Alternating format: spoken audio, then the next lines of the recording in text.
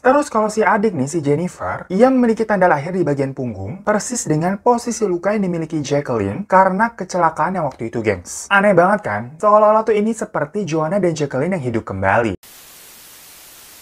Hai semuanya, thank you udah ngeklik video ini dan selamat datang di Mr. Things. Apa kabar dunia? Sudah jelas.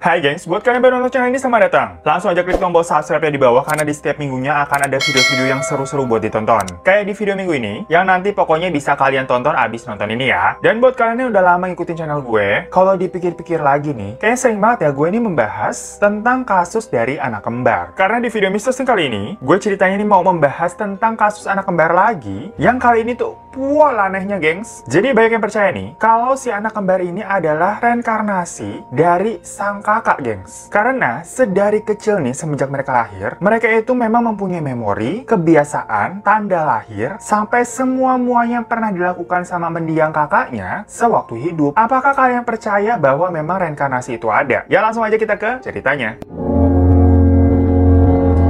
John Pollock dan Florence Peart adalah sepasang kekasih yang dikaruniai dua orang putri bernama Joanna and Jacqueline. Nah, pada tanggal 5 Mei 1957, Joanna sang kakak nih yang waktu itu berumur 11 tahun dan adiknya Jacqueline berumur 6 tahun, ceritanya pergi mengunjungi gereja di dekat rumah mereka untuk melakukan kegiatan ibadah yang memang selalu mereka lakukan nih secara rutin dengan temannya mereka nih. Ada pokoknya namanya Anthony Leden yang berumur 9 tahun. Jadi di sini Joanna sama Jacqueline itu bukan anak kembar ya, gengs, cuman adik kakak aja. Tapi mereka ini sangat dekat. Nah, mereka sama satu orang temannya ini berjalan bersama-sama ke gereja tersebut hingga akhirnya terjadi sebuah kecelakaan di mana tiba-tiba ada mobil nih yang lagi ngebut, tahu-tahu datang dan menabrak mereka. Ya pokoknya dalam cerita ini mereka bertiga ini nggak selamat, gengs. Karena hal tersebut, pastilah keluarga Pollock ini sangat terkejut dan jiwanya lumayan terguncang, terutama sang ayah nih. Karena saat itu si Johnny yang ayahnya merasa bersalah karena saat itu tuh dia nggak menemani anaknya ini untuk pergi ke gereja. Jadinya nih dia tidak mengawasi gitu. Dan selama 1 tahun pertama, sang ayah belum bisa menerima kepergian putri mereka. Dan ia ini pernah berkata beberapa kali kepada istrinya kalau dia mendapatkan sebuah mimpi yang mana di situ Tuhan akan mengirimkan kembali kedua putrinya itu melalui reinkarnasi. Tapi saat itu ya omongannya dianggap sebatas harapan aja. Namanya juga orang lagi desperate gitu, putus asa. Dimana ya juga sang istri menganggap suaminya ini juga asal ngomong aja. Gak ditanggapin secara serius lah. Namun, perilaku John ini semakin hari semakin aneh. Ketika di gereja nih, ia tahu-tahu sering naik ke atas mimbar dan berkata kepada pastor serta orang-orang yang hadir di gereja tersebut bahwa suatu saat kedua putrinya ini akan terlahir kembali, yang mana ia sangat yakin dengan ucapannya dan berjanji akan membuktikan ucapannya itu, gengs. Tapi balik lagi nih, saat itu semua orang ya lumayan memaklumi perkataan dari John karena menganggap dia nih seperti orang tua yang depresi karena kehilangan anaknya. Namun tidak beberapa lama kemudian, istrinya si Florence ini tuh hamil lagi, gengs. Dan saat mengetahui hal tersebut, John langsung mengatakan kepada istrinya itu bahwa pasti nih bayi di dalam kandungan kamu adalah anak kembar dan mereka pasti ini merupakan reinkarnasi dari Joanna dan Jacqueline. Di sini Florence si istrinya tuh udah menganggap suaminya ini udah mulai kelewatan dan kayak ya sedikit gila. Jadi si istri ini juga udah mulai khawatir nih sama keadaan psikis dari suaminya. Dan untuk bisa meyakinkan ataupun semacam menyadarkan suaminya nih dari kenyataan pahit bahwa ya John lo harus move on lah dan menerima hidup ini gitu, Florence membawa John untuk pergi ke dokter kandungan dan melakukan pemeriksaan. Semacam ngecek nih apa benar yang dikandung gue ini anak kembar yang kayak lu bilang. Dan ternyata, gengs, hasil pemeriksaan tersebut mengatakan bahwa bayi yang ada di dalam perut Florence itu hanya punya 1 detuk jantung aja. Yang mana itu berarti bukan anak kembar kan, gengs? Namun nih, keanehan pun mulai terjadi. Saat melahirkan, di tanggal 4 Oktober 1958, ternyata Florence ini melahirkan anak kembar berjenis kelamin perempuan. Jadi ternyata pemeriksaan dokternya waktu itu salah, gengs. Dan saat tahu nih ternyata anaknya beneran anak kembar dan perempuan, John ini sangat gembira dan mengatakan bahwa Tuhan benar-benar baik karena telah mengembalikan anak mereka. Dan si kembar itu diberi nama Gillian dan Jennifer.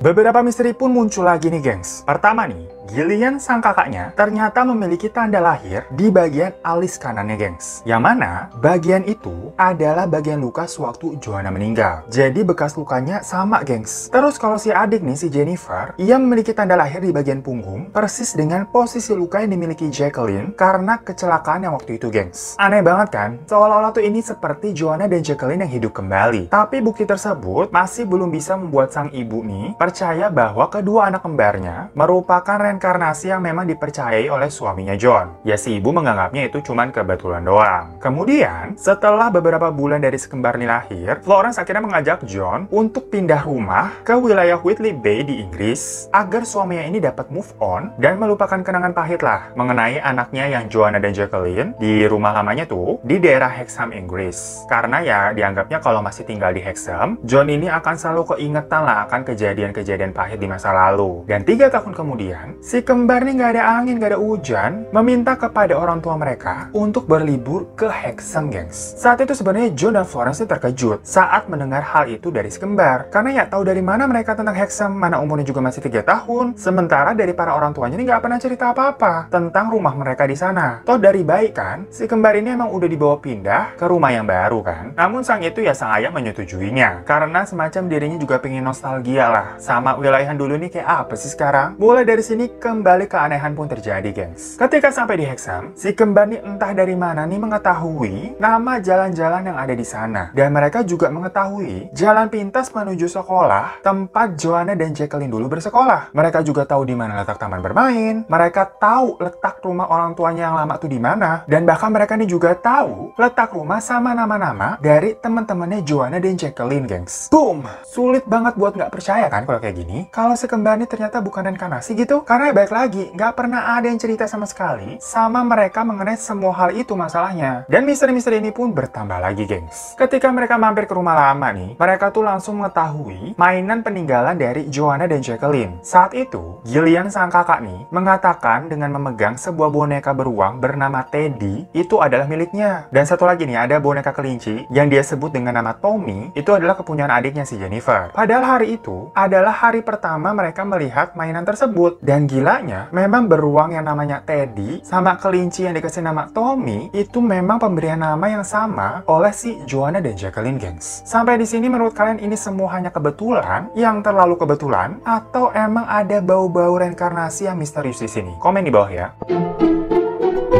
Buat kalian yang merasa, paling semua itu cuma kebetulan. Oke, ini ada hal lainnya lagi. Dimana ketika mereka lagi belajar menulis nih, Gillian itu selalu menggunakan pensil di antara telunjuk jari dan ibu jarinya. Sedangkan yang lainnya ini terbuka. Dan hal ini persis seperti yang dilakukan oleh Joanna. Jadi nulisnya kayak gini nih, kayak Titi DJ lagi megang mic. Nah, sedangkan adiknya Jennifer selalu menggunakan gaya mengepal saat memegang pensil. Persis seperti yang dilakukan Jacqueline kalau lagi nulis. Dan ini yang paling bikin mind-blowingnya lagi. Bikin kayak, ya iya masa begitu sih kebetulannya? Suatu hari saat Gillian ini lagi berada di depan sekolah, secara mengejutkan dia ini tiba-tiba berteriak karena melihat satu mobil yang melintas di seberang jalan dengan kecepatan tinggi. Dan dia ini dengan spontan berteriak kepada adiknya Jennifer, "Awas, mobil itu akan menabrak kita dan membuat kita tewas." Dan kejadian tersebut nih disaksikan oleh semua teman-teman dan guru-guru yang ada di situ. Tapi apakah kalian tahu yang lebih mengejutkannya dari kejadian tersebut? Gua nih sampai merinding nih, gengs. Tuh, nggak kelihatan sih ya. Mobil yang diteriaki sama Gillian nih adalah tipe mobil yang sama persis dengan yang pernah menabrak Joanna dan Jacqueline. Nah, dari situ nih akhirnya baik yang mempercayai ada suatu misteri mengenai si anak kembar ini. Yang mana kok bisa-bisanya nih mereka bertingkah seperti kedua kakaknya waktu dulu yang sekarang udah nggak ada. Dan si kembar ini mulai menjadi bahan omongan sampai akhirnya cerita ini tuh sampai pada seorang psikolog bernama Dr. Ian Stevenson. Yang mana Dr. Ian ini tuh jadi sangat tertarik dengan cerita si kembar yang disebut-sebut sebagai reinkarnasi. Akhirnya Dr. Ian memutuskan untuk menemui si kembar saat si kembar ini berumur 4 tahun. Di situ Dr. Ian melakukan wawancara, memeriksa tanda lahir si kembar, dan yang membuat Dr. Ian ini sangat terkejut saat ia melakukan tes genetika, hasil gen dari si kembar itu bisa sama persis dengan gen yang dimiliki oleh Joanna dan Jacqueline. Boom!